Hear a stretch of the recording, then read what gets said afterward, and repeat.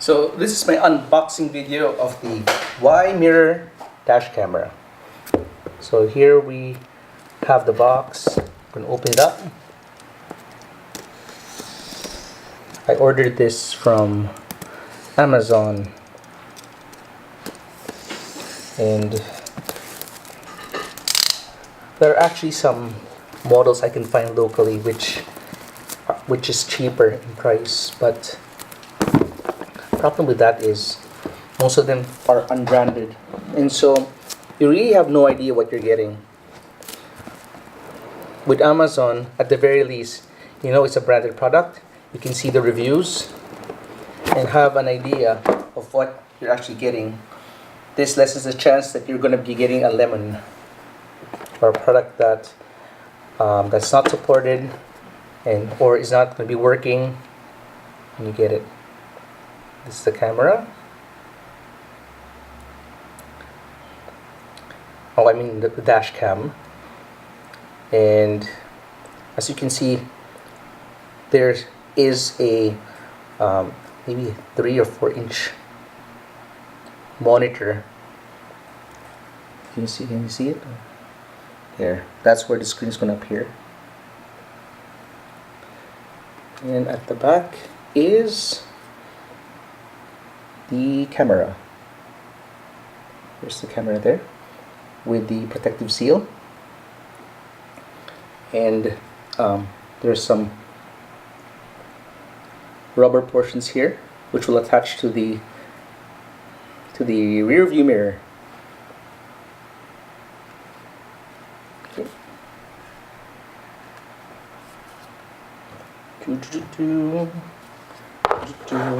What else is in the box? It's pretty nice. The packaging and all reminds me of an Apple product. Instruction manual. And you got a long cable right here.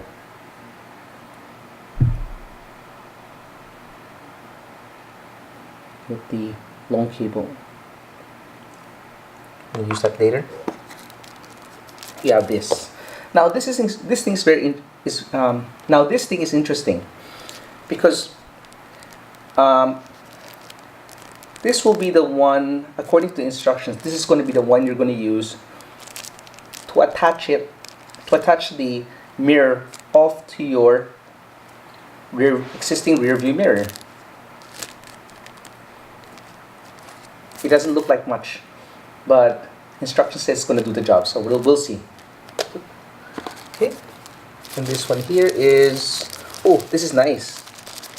They even got us a for the car lighter. This is the adapter where we're going to place the USB in. Why am I saying this? Because I actually bought a dash cam way back, and it didn't come with this. So good thing I had an existing one that's plugged into my car, or I had to buy a new one. So kudos to them for adding one of these. Okay, but again, let me see. Oh, it's just for one. It would be nice if there be 2. It would be to accommodate 2 accessories in the vehicle. There it is. Oh, there's something more. So this is for the rear view camera. I'm not sure if I'm going to install this. I think from the instructions there's going to be more work involved in installing this, but the purpose of this is that you can have a second camera mounted on the back, and you could actually monitor what's happening at the back all the time. So both, you have a front camera and a rear camera both recording. But just thinking about it, it's probably going to be a lot of work. So for the purpose of this review, I'm just going to install this one over here and see how it performs.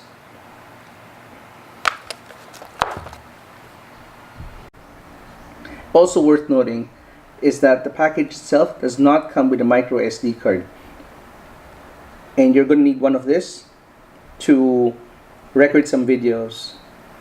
So this was bought separately.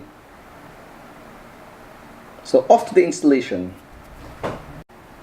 So before we go to the vehicle itself, we probably would want to load up the SD card, just because the tendency of these things getting lost is a lot greater inside the vehicle, and the chances of finding them is much more remote if it does fall off. Okay, the installation of the micro SD card would be like this. It would be at the slot on the top of the dash cam, and then you just have to press it in.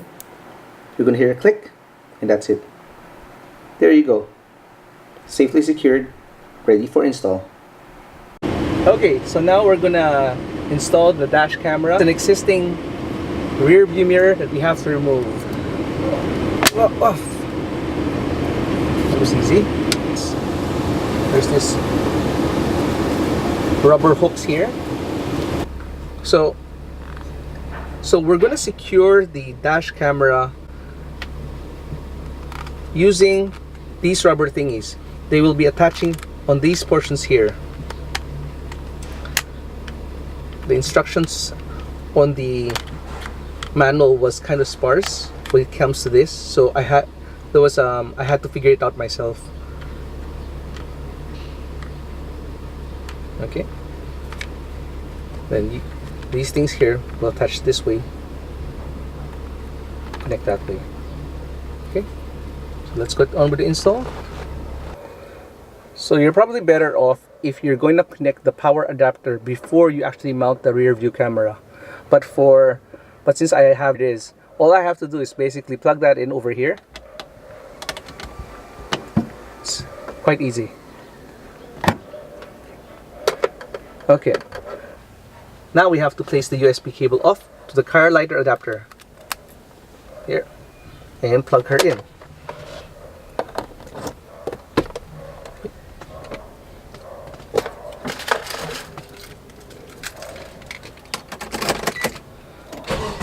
Start off the vehicle, see if it works. And on the camera main interface, there's a number of settings. First one is emergency. You press that when there is an emergency, and it takes 5 or 10 second recording of the scene, so that you can immediately, or you can easily retrieve it from the directory. You've got turnover. Turnover is basically accessing the second camera, or the rear camera, if it's available. If not, and it's disconnected, then turnover will not work.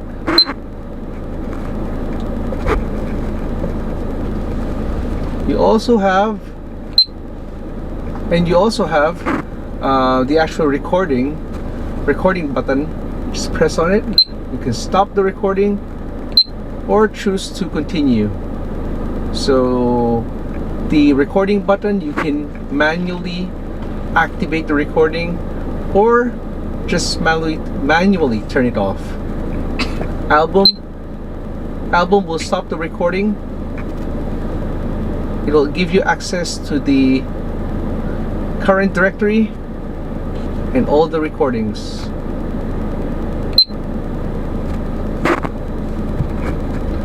And on settings, it will give you access to all the important settings of the dash camera. You get to change the image quality here from 720p. It can go as high as Full HD. You can access the Wi-Fi access point, rename it. You can choose to format the SD card. Enable collision detection, adjust date, adjust time, and you can also choose which language the camera settings is going to be set on. Probably can be set to Chinese if you want.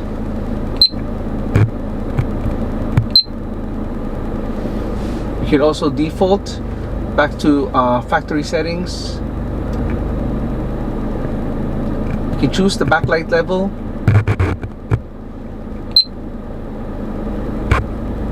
You can choose the backlight level. You can choose the backlight level as well.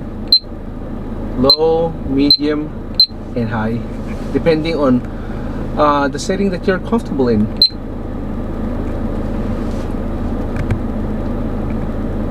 So I think as far as what I did, the important thing that the important settings that was important to me was the changing of the image quality. That's about it. That's about it as far as setting is concerned. And as far as navigation is concerned, with this dash camera, it's pretty intuitive. Anybody who has a touch phone, a touch-enabled phone, would feel right at home with this camera. I did not miss the hard buttons on my old dash camera. Everything seems to be a lot easier using the touch interface. It was pretty responsive.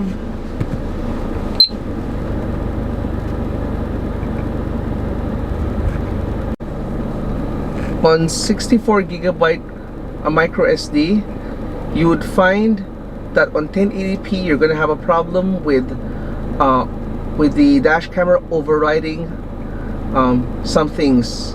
So I would suggest that you would just set everything off to 720p.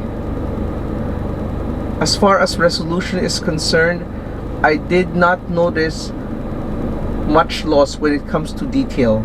So 720p has worked well for me for the past few days, and I'll probably keep it this way. And this is the Dashcam software interface. Here you can see all the recordings that you have presently on your Dashcam. It's simple to operate. Just select the video that you would want to download, click on it like this. You'll have an option of preview, or you can go straight to download, pressing the download button here.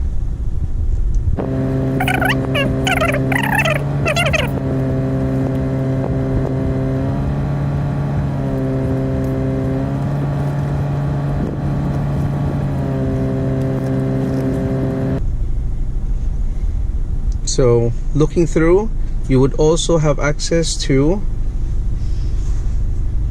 the rear camera. I'll probably talk about this one more on another video, just focusing on the rear camera. So you could just scroll down to any of the videos that you have taken and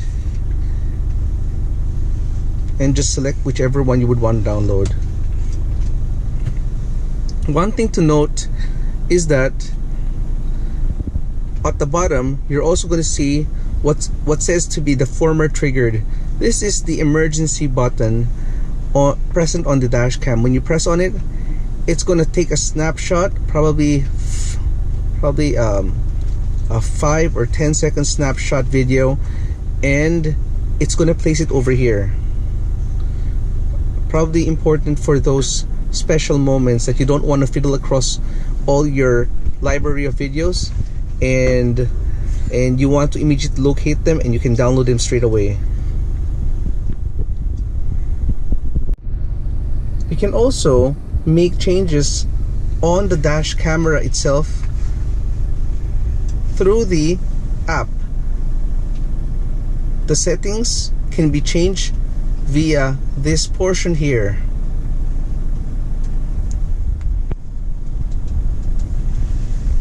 You can make changes onto the resolution of the camera by pressing here, selecting the proper resolution, and it's going to take effect on the camera itself. So all this you can see it all also on the camera. So basically you can make changes on the software app, or you can make the changes off to the camera. As far as I can tell, it does exactly the same thing. Probably easier using it on the app rather than fiddling it on the camera itself.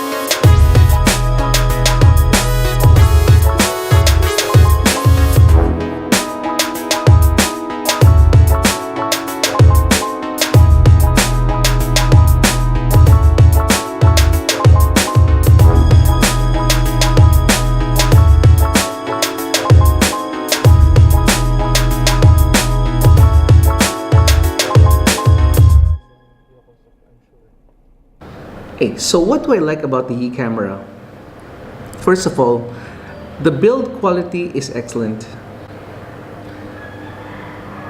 Second, it's not reliant on any type of suction cup to connect itself onto your vehicle.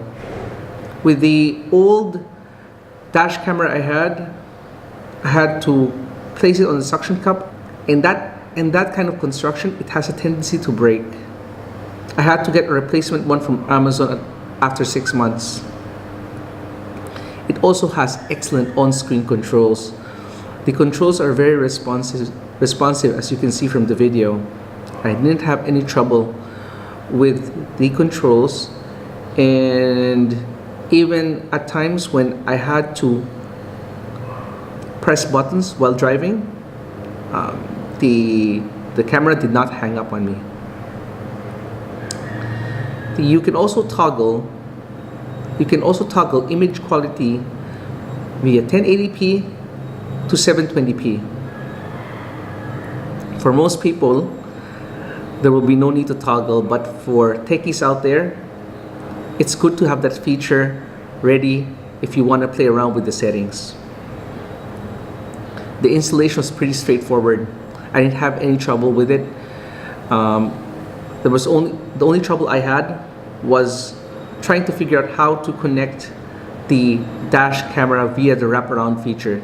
But anybody else who's watched the video or done something similar won't have that problem. The camera itself does not have infrared, so it's very dependent on the ambient light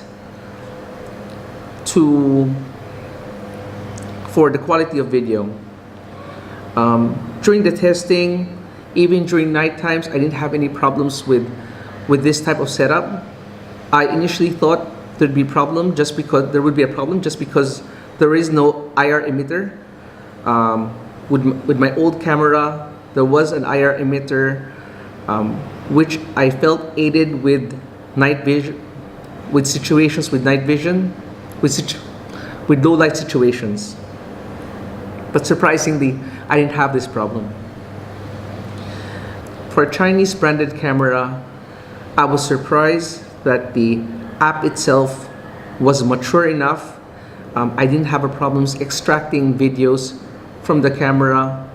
Probably on the next generation of these cameras, maybe some kind of improvement on the codec or compression could be done. But so far it's okay. It's acceptable performance. Nothing to write home about, but the performance is acceptable. Also, with the physical design of the camera, it is less obvious that it's a dash camera versus a dedicated dash camera. A dedicated means that it looks very much like a dash camera. I don't know where you guys are at, but in this part of the world, if you have some stuff that remotely looks expensive, there's a tendency for people to break into your car. So having a feature that looks like the rear view mirror is a plus for me. 1080p captures are quite outstanding. Daylight, nighttime, they're quite good. I didn't expect it to be this good. 720p video, it's acceptable. Now for the things I didn't like about the Dash camera. The number one gripe I have is the limitation with 64 gigabytes of memory. With 1080p videos and plus a 720p recording at the back of the car, a 64 gigabyte micro SD card is inadequate. You're probably gonna get a few hours of video, and that's probably alright for, again, 90% of the people. But say you would want to retrieve something 3 days afterwards, you suddenly you remembered, or somebody told you something happened, and you're gonna have trouble. You connect the app off to the dash camera, the download speed for 1080p videos, due to its file size, you're gonna wait for a long time. 720p is more acceptable, so you would have to. This is a matter more of personal taste, whether it's something that you would want to choose the higher image quality, and you have to be patient when it comes to the downloading of the videos, or you can choose the less quality 720p, but the downloads would be a bit faster. Again, it's personal taste.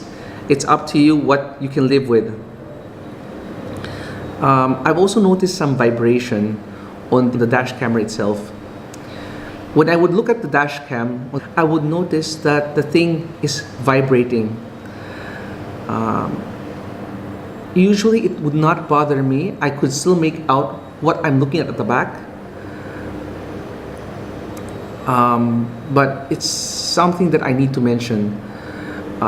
Strangely, there is no effect on the actual video itself.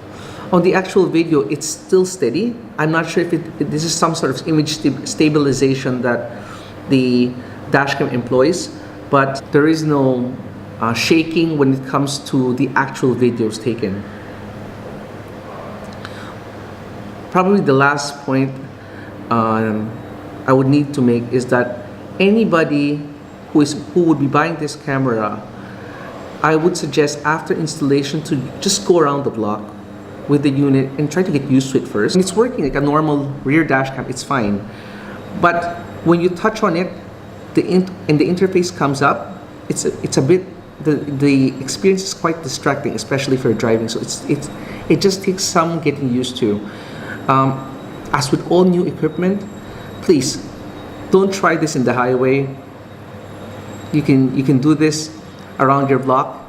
Just get used to it first before going out and where you might endanger other people's lives. So, in conclusion, is this the perfect dash camera? No, it's not. No, it's not. The dual camera is a good feature. It adds a layer of protection for both your front and your back who's recording.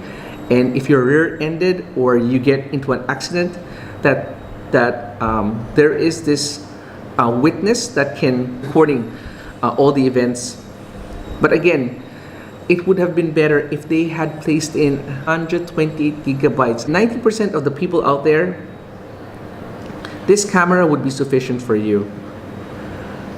But for that, probably that 10% over-compulsive people who just want the best layer of protection without even thinking about it, then you probably would have to look somewhere else. For watching this video, if you enjoyed this video, please press the like button. And if you have some comments, suggestions on what you've watched, please message me and I'll try to answer all your questions about this. All right, thank you very much, and you guys have a nice day.